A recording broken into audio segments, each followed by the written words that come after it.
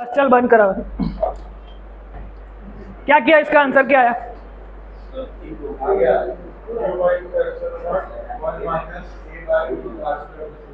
बराबर छ।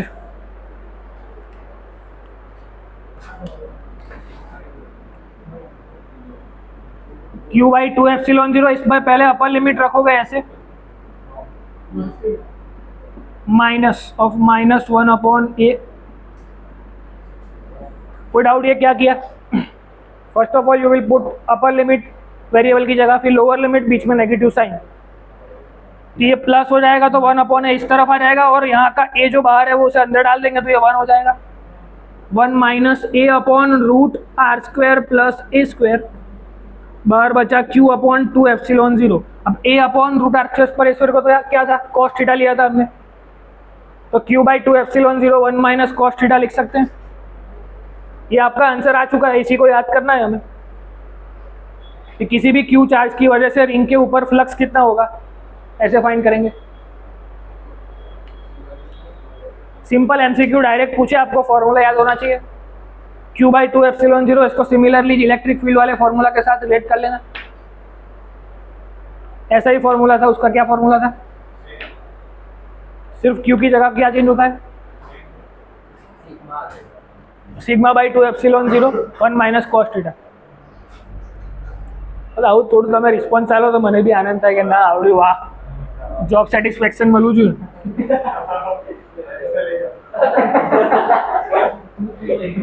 चलो हो गया, 2 मिनट, ओके 2 मिनट।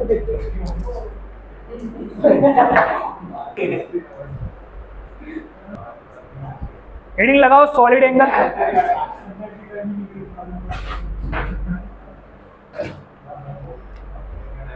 कंटिन्यूएशन में कोई नहीं है, पर हमने इसको अंदर थोड़ा ऐड किया है बिकॉज इसके क्वेश्चंस आगे आपको समझ में आएंगे क्यों जरूरी है।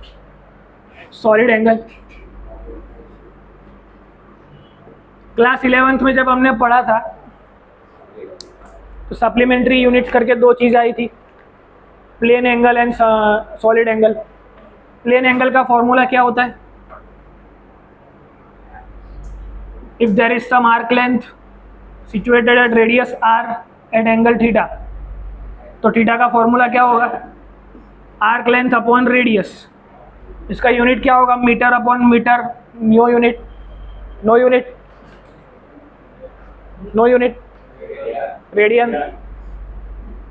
दैट्स व्हाई ये सप्लीमेंट्री यूनिट्स कहाँ जाता है, समझ में आता है? मैथमेटिकली अगर देखें तो metre upon metre, arc length metre में होगी, ये भी मीटर में होगा, तो आंसर आना चाहिए नो यूनिट। और सप्लीमेंट्री यूनिट है क्या आता है? रेडियन। समझ में आ रहा है? तो theta is equal to arc upon radius. Suppose ये आर्क कंसीडर करो तो भी एंगल क्या रहेगा? वही रहेगा। कोई अगर ऐसा पाथ कंसीडर करो तो भी एंगल कौन सा रहेगा? वही रहेगा। इसमें कोई डाउट? अब सॉलिड एंगल क्या होता है? जीवन में कोई दिवस कौन खा दो क्वालिटी वॉल्स?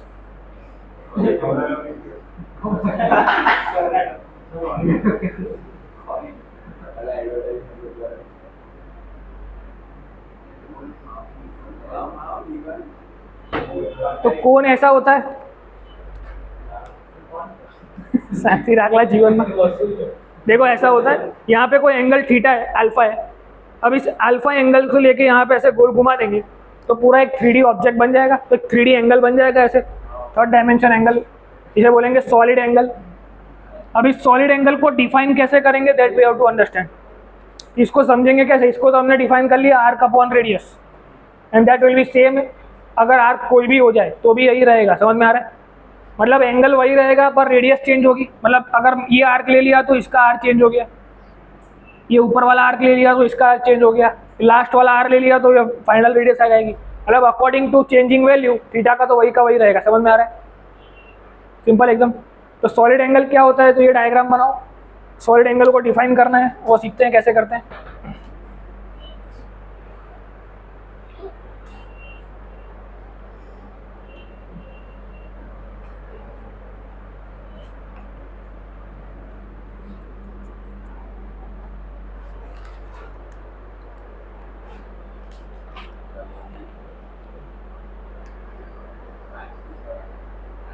लोचा देगा।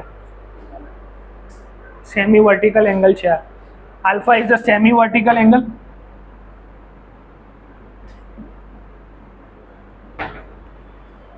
यहाँ से सेमी वर्टिकल एंगल से अगर आप इसको घुमाओगे तो ये पूरा कोन बनेगा, और पूरा कोन बनने के बाद ये जो एंगल है like this, that will be our solid angle.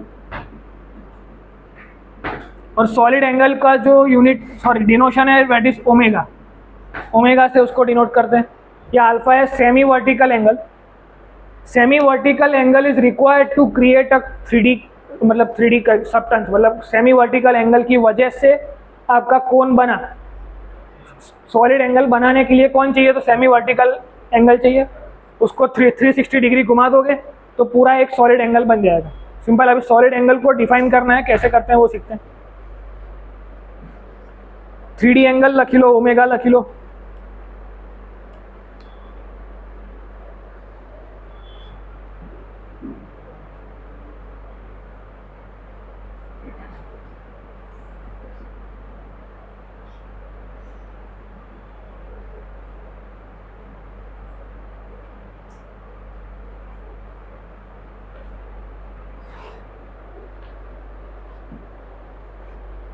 We have considered a small area of DA. ये उसका सॉलिड एंगल हो गया. अब इसको डिफाइन करने का तरीका सीखना है कि ओमेगा को डिफाइन कैसे करेंगे. तो इसके लिए ओमेगा का जो फॉर्मूला डिफाइंड है वो ऐसे है कि ये स्मॉल एरिया लिया हमने यहाँ से यहाँ तक का. स्मॉल एरिया क्यों लिया समझाता हूँ. स्मॉल एरिया सच दैट कि each and every point on the area is eight the equi distance from this point. मतलब सारे डिस्टेंस जो इस एरिया पे है, डिस्क पे है, वो आर डिस्टेंस पे लाई करने चाहिए. मतलब अगर कोई बड़ा कोन दे दिया तो क्या करेंगे, तो हम एक छोटा सा डी ए इसमें कंसिडर करेंगे, उससे पूरे पे इंटीग्रेट कर देंगे तो पूरे का आंसर मिल जाएगा. सिमिलरली इसको हमने क्या माना कि एक छोटा सा एरिया डी ए कंसिडर करो, एक स्मॉलर कॉन. एक तो ये तो हमने समझ लिया कि व्हाट इज सॉलिड एंगल. अब सॉलिड एंगल समझने के बाद हमारे पास उसको डिफाइन करना है. जैसे ये फॉर्मूला है प्लेन एंगल का. प्लेन एंगल मतलब किसी एक्स वाई प्लेन के अंदर जो एंगल होता है वो. फाइनली हमें लाना क्या है, ये सब समझने के बाद we have to prove the relation between solid angle and plane angle. उसका यूज आएगा फ्लक्स के अंदर. सिंपल. इसलिए पहले से उसको समझ रहे हैं बिकॉज हमको कुछ भी याद नहीं है ऐसा कंसिडर करके कि भाई प्लेन एंगल क्या होता है वो पहले समझ लिया, अब सॉलिड एंगल क्या होता है वो समझ लिया. अब सॉलिड एंगल का प्रूव कैसे करेंगे, तो कि भाई यहाँ से जितने भी डिस्टेंस है वो यहाँ पे होंगे. तो एरिया वेक्टर क्या होगा इस पर्टिकुलर एरिया का, coming outward the surface. Suppose यहाँ से ये क्लोज है तो इसका बाहर निकलने का ऑप्शन है और कोई ऑप्शन नहीं है. Perpendicularly coming outward the surface. तो सॉलिड एंगल को डिफाइन किया गया एरिया अपॉन आर स्क्वायर. ये छोटा सा area upon R square. Condition क्या है इसकी, ये पूरे एरिया के सारे point should be same equidistance पे होने चाहिए. मतलब ये डिस्टेंस को अगर मैं R1 मानूँ, इसको R2 मानूँ, तो ये तीनों अलग अलग होंगे. पर नियरली ऐसा माना गया कि ये एरिया इतना छोटा है कि दिस 3 आर नियरली सेम. तो कंडीशन क्या है इसकी, R1 should be nearly equal to R equal to nearly equal to R2. ऐसे केस में सॉलिड एंगल को डिफाइन किया गया DA by are square. Simple. और डिटेल में समझते हैं इसको. अब सपोज इस एरिया की जगह यहाँ का कोई एरिया ले लो तो भी सॉलिड एंगल तो वही रहेगा. समझ में आ रहा है क्या बोल रहा हूँ. जैसे यहाँ पे इस आर्क की जगह इसको कंसिडर करो, फिर भी एंगल तो वही रहेगा. आर्क अपॉन रेडियस बनाने के लिए एंगल विल बी सेम. तो सॉलिड एंगल तो वही रहेगा जो वहाँ पे था प्लेन एंगल में, जैसे हमने समझा. अब सपोज इसको ऐसे क्रॉस कर दिया जाए, इस डी ए वेक्टर को ऐसे क्रॉस कर दिया जाए तो क्या करेंगे. अब ये बन गया डी ए डैश. तो एरिया वेक्टर तो इसका चेंज हो गया. तो उसके लिए सॉलिड एंगल का फॉर्मूला क्या होगा, किसी एंगल पे वो चेंज हो गया है. सॉलिड एंगल का डेफिनेशन बोलता है area by R square. Proper definition इसका ऐसा है, एरिया परपेंडिकुलर होना चाहिए एंगल के, कमिंग आउटवर्ड द सरफेस. तो कौन सा एरिया लूंगा मैं, डी ए कॉस थीटा. ये कौन सा बन जाएगा, D A dash cos theta. समझ में आया कैसे हुआ ये. तो इसका फॉर्मूला क्या बनेगा, D A dash cos theta upon R square. मतलब हम वही कंपोनेंट लेंगे जो परपेंडिकुलर हो एंगल के. सिंपल. तो लखी लो શું લખવાનું છે, omega is equal to component of area whose surface is perpendicular to R.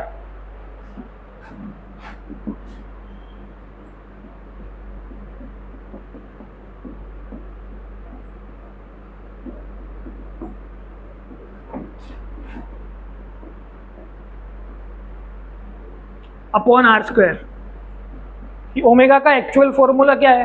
Component of area whose surface is perpendicular to the R divided by are square. मतलब इसका एक्चुअल फॉर्मूला क्या हुआ? D A perpendicular divide by are square.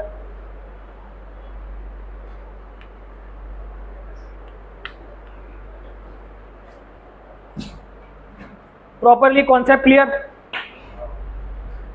Semi vertical angle क्या करता है? क्योंकि semi vertical angle को 360 degree घुमाने से सॉलिड एंगल मिलता है। सिंपल। ये सेमी वर्टिकल एंगल एक्चुअली है क्या? इसको हम आगे कंपेयर करेंगे प्लेन एंगल के साथ। समझ में आ रहा है? ये नॉर्मल प्लेन एंगल ही है और उसको 360 डिग्री घुमा दो तो क्या बन जाएगा? Solid angle. समझ में आ रहा है? इसी को अगर पकड़ के ऐसे 360 डिग्री घुमा दूं तो यही थीटा क्या बना देगा? एक सॉलिड एंगल क्रिएट करेगा। समझ में आ रहा है? कोई डाउट किसी को इसमें? तो सिमिलरली ये कभी मिक्स मत करना। इसको ओमेगा बोलना है सॉलिड एंगल। सॉलिड एंगल को डिफाइन कैसे किया गया? तो D A upon R square. But कैसा एरिया लेना है? तो ऐसा कोई भी एरिया हमारे पास दिया हो लेकिन कंपोनेंट ऑफ एरिया जिसका सरफेस आर के परपेंडिकुलर हो। मतलब यहाँ से आर जब बाहर निकले तो परपेंडिकुलरली बाहर निकलना चाहिए, वही एरिया लेना है divided by R square. Simple. एक क्वेश्चन सॉल्व करो।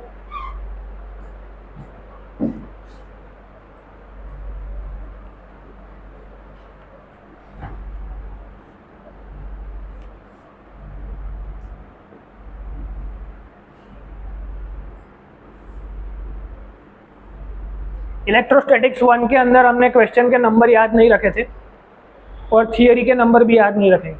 तो चैप्टर 2 के जो नोट्स बनेंगे उसमें थियरी का भी नंबर होगा कि 2.1, 2.2, 2.3.1 और जितने भी क्वेश्चन आए अभी तक हमने 9 क्वेश्चन सॉल्व किया। अभी जो यहाँ पे क्वेश्चन सॉल्व किया वो 9th था कि क्यू की वजह से जो फ्लक्स मिला वो, ये शायद 10th नंबर है। 10th नंबर ये। Find the solid angle at the centre of the hemisphere. इसके सेंटर पे यहाँ पे सॉलिड एंगल फाइंड करना है।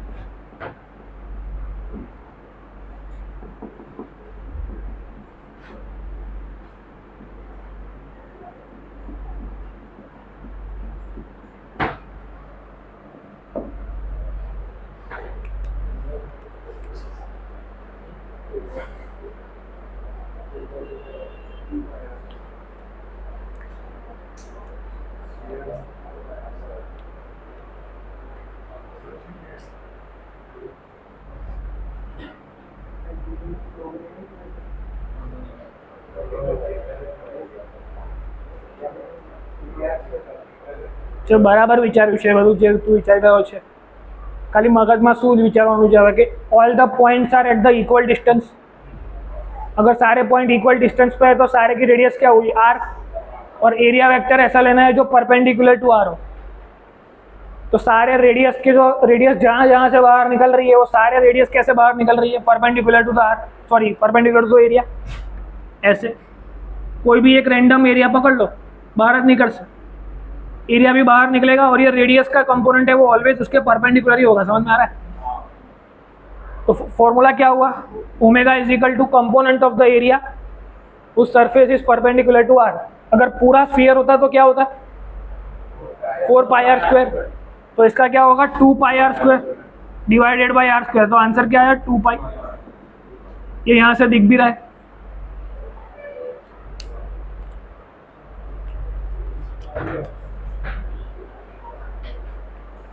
What we have to check? 3 points लिख लो। यहाँ पे क्या चेक करके हमने क्वेश्चन को सॉल्व किया? Angle between the area and the R is 90 degree.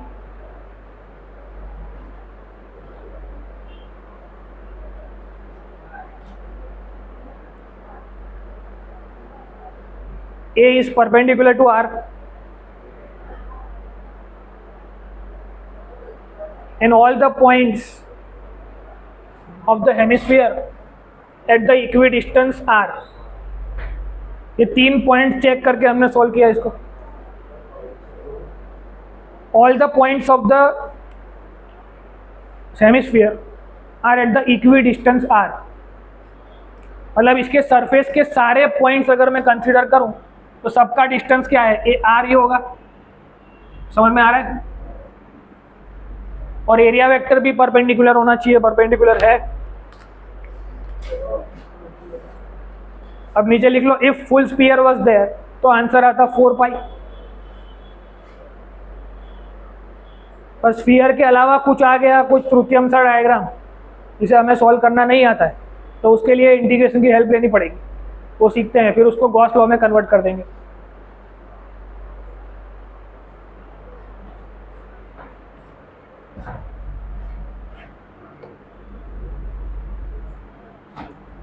छः 15 मिनट છે આપણી પાસે, 5 વાગ્યા છે। Relation between plane angle and solid angle.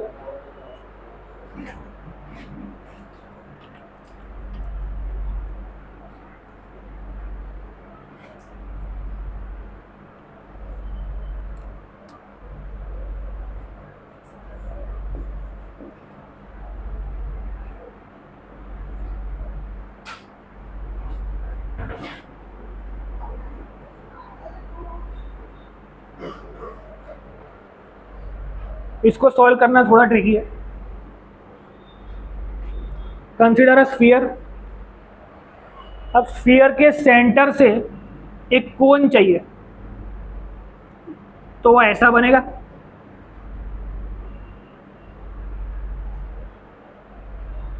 Equal radius, सबका डिस्टेंस आर होगा। अब किसी स्फीयर के अंदर से आपने क्या तोड़ा, एक स्फीयर मतलब एक कोन तोड़ रहे हो। स्फीयर है पूरा 3D स्फीयर, उसके अंदर से एक कोन को निकालना है, तो कैसे निकलेगा वो? बाहर निकलने के बाद कुछ ऐसा दिखेगा।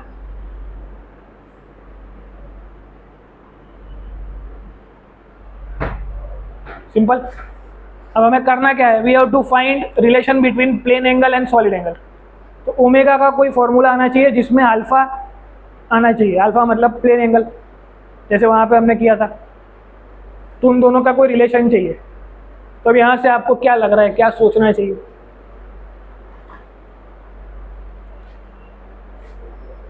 एक अल्फा एंगल सोचना पड़ेगा, रेडियस सोचनी पड़ेगी। रेडियस उसकी आर मान ली है। अब रेडियस से यहाँ से एक लाइन बनाओ, तो ये जो एंगल होगा वो अल्फा होगा, ये हमको पता है। सेम लाइन यहाँ से बनाई, तो ये एंगल होगा alpha. And each and every point will be at the equidistance R. Simple.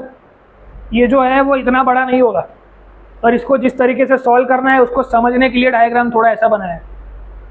अब क्या करना पड़ेगा, ऐसे चीज़ों को सॉल्व करने के लिए इंटीग्रेशन करना पड़ता है।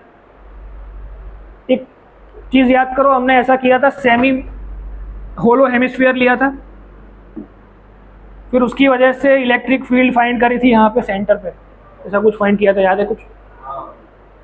तो वो करते वक्त हमने क्या किया था कि यहाँ से एक स्ट्रिप कंसिडर करी थी, इसके ऊपर अल्फा पे जाके, मतलब थीटा पे जाके डी थीटा ले लिया, फिर उसी को पूरे पे मान लिया, तो ये रिंग बन गई। तो पूरा हेमिस्फीयर कैसे बना हुआ है, छोटी छोटी रिंग एक दूसरे के ऊपर पड़ी हुई है और वो हेमिस्फीयर क्रिएट कर रही है। सिमिलरली यहाँ पे भी अगर मैं थीटा पे जाके डी थीटा कंसिडर करूं और उसको ऐसे बनाऊं, तो क्या ये पूरी रिंग बनेगी कि हाफ रिंग बनेगी?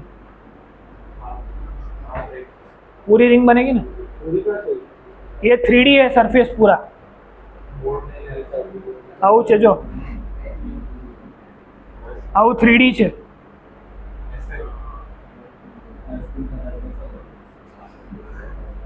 समझ में आ रहा है? रिंग पूरी बनेगी। अब रिंग पूरी बन गई, उसको अलग से बनाओ। इस रिंग की रेडियस क्या निकालते थे हम? सपोज ये R है, तो ये रेडियस क्या बनेगी? R sin theta. કેવી રીતે? ये R, ये एंगल थीटा, तो ये क्या बनेगा?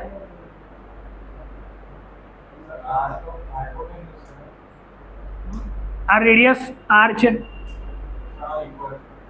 આ ખાલી મોટું બનાવ્યું છે આ रिंग समझावा માટે, है तो ऐसा बहुत नॉमिनल है, समझ में आ रहा है, पर इसके अंदर एक रिंग की स्ट्रिप हमें कंसिडर करनी थी, दैट्स वाई थोड़ा उसको बल्ज बड़ा बनाया है ताकि समझ सको कि क्या करना है। तो इधर अगर ये थीटा है तो ये क्या हो जाएगा, ये उसका आर कॉस होगा तो ये आर साइन होगा। तो सिमिलरली ये क्या बन गया, R sine theta. What is the width of this ring,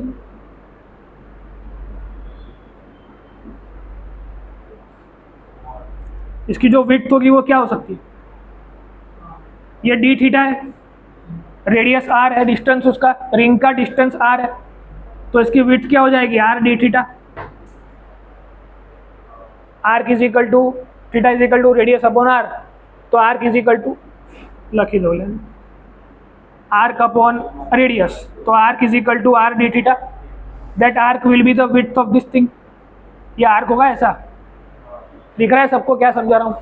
for this small angle this will be your arc, तो वो आर्क की वैल्यू हमें चाहिए, तो आर डी थीटा मिलेगी। अब सब कुछ मिल गया, अब क्या चाहिए हमें, इसको इंटीग्रेट करना पड़ेगा पूरे पे, ऐसी बहुत सारी रिंग्स होगी तो उसको इंटीग्रेट करना पड़ेगा, तब जाके हमें रिलेशन मिलेगा। आटलू नोट करो, आगे बोलो, आ भी करायेलू है आगे सेम वस्तु।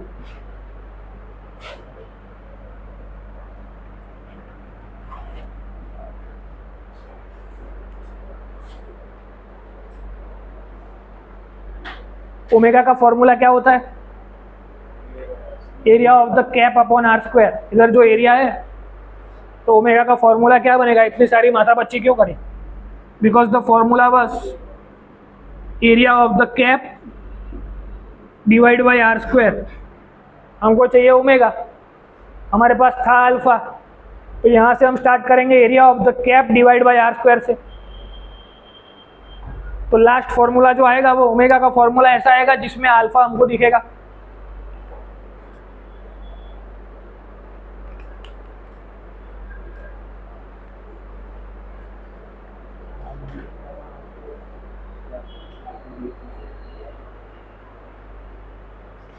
डी ए इक्वल टू क्या होगा वो लिखाओ, चलो कोई, what will be the small area of the small ring that we have considered। Ring का एरिया क्या होता है, सरकमफरेंस इनटू विड्थ, तो सरकमफरेंस होगा 2 पाई आर, पर इधर आर साइन थीटा है, इनटू विड्थ क्या है, आर डी थीटा। तो ये तो एरिया भी मिल गया हमको। मुझे चाहिए क्या, ओमेगा का फॉर्मूला चाहिए, उसके लिए मुझे एरिया ऑफ द कैप चाहिए और आर स्क्वायर चाहिए।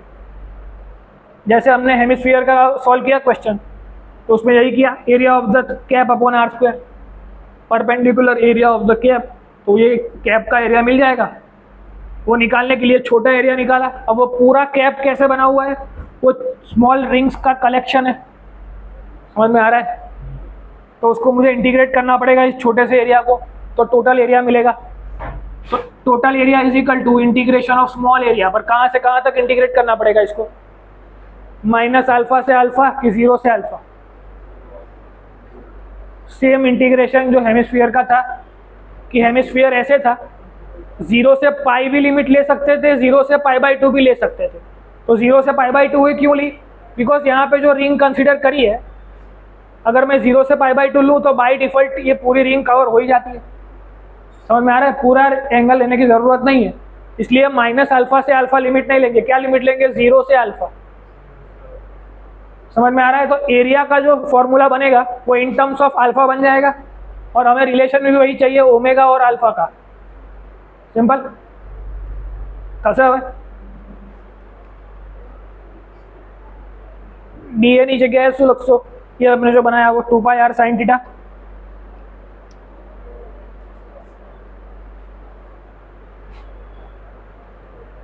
इंटीग्रेशन 0 से अल्फा 2 पाई आर स्क्वायर, बाहर निकल जाएगा 2 पाई आर स्क्वायर, अंदर बचेगा sine theta D theta. Sine theta का होगा माइनस कॉस 0 से alpha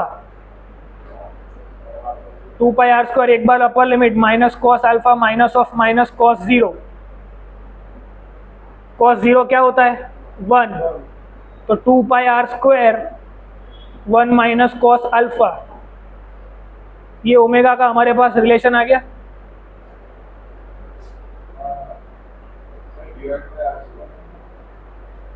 divide by are square करीશું बराबर 6। ये तो एरिया मिला हमें। Final formula is omega equal to area upon R square, तो एरिया मिल गया 2 pi are square 1 minus cos alpha divide by are square, तो final formula of omega will be 2 pi under root 1 minus cos alpha. अब इसका use करके वो hemisphere वाला question solve करने का ट्राई करो। अभी जो हमने सॉल्व किया कौन सा एंगल है, अल्फा क्या बनेगा, कैसे 90 बना, ऐसे समझ में आ रहा है। तो अल्फा 90 रखूंगा तो 1 माइनस कॉस 90 0, तो क्या बचा 2 pi are square divide by are square, होया क्या आंसर 2 पाई। तो फॉर्मूला सही है, समझ में आ रहा है। अब एक सर्कल के लिए ट्राई करो, स्फीयर के लिए। स्फीयर के लिए अल्फा क्या होगा, पाई बन जाएगा। तो अगेन क्या करोगे 1 माइनस कॉस पाई, तो इसका आंसर क्या आएगा 4 पाई, मतलब अगेन आंसर सही है। अब स्फीयर के अंदर छोटा सा स्फीयर मान लो तो भी, रेडियस बड़ी कर दूं तो भी, समझ में आ रहा है। तो नोट लिख लो, for any close surface, any मतलब एनी, अगर इसका मैं सरफेस एरिया भी ऐसा कोई अनसर्ट कर दूं तो भी क्या बचेगा 4 पाई, समझ में आ रहा है। मतलब for any close surface omega will B 4 pi for any internal point of the surface.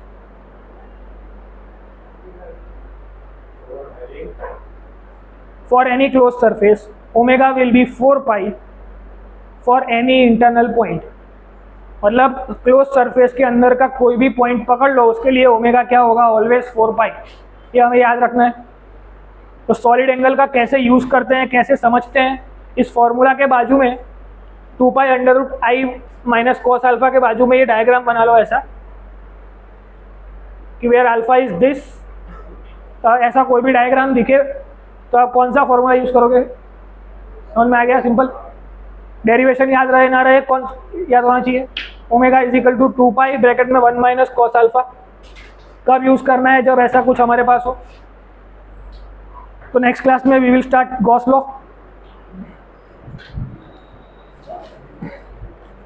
Ajay Gauss law पति जाऊ जोईતું તું મને કઈ નહીં ચાલશે।